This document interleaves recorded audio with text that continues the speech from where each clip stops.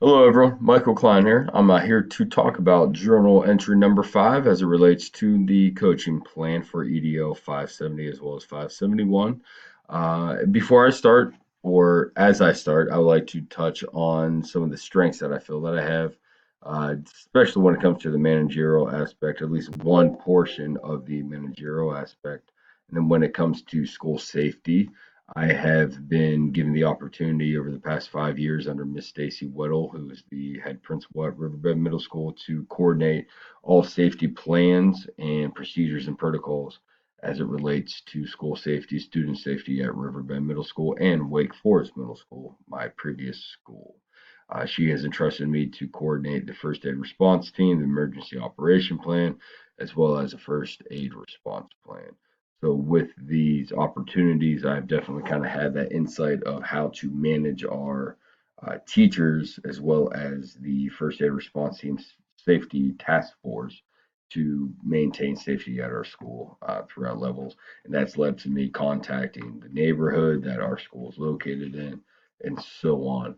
One goal I really am focusing on, that I really want to focus on throughout 570 as well as 571, is being that instructional leader.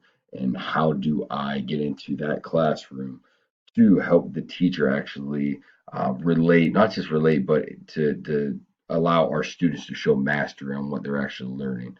So at Riverbend Middle School this year, we are implementing a new PLT document, sorry, where we are focusing on the actual unpacking of the standards, showing alignment between grade to grade as well as subject to subject cross curricular.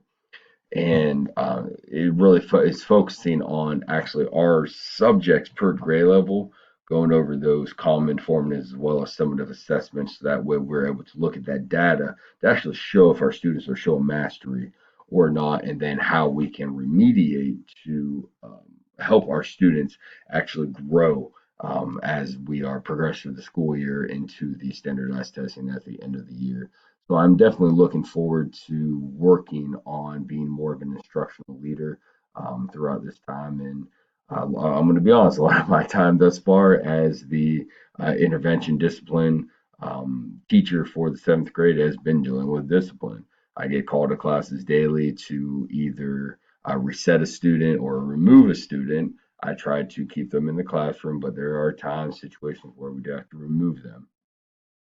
That way we can have these conversations, but our focus is definitely keeping those students within the classroom so they can continue learning.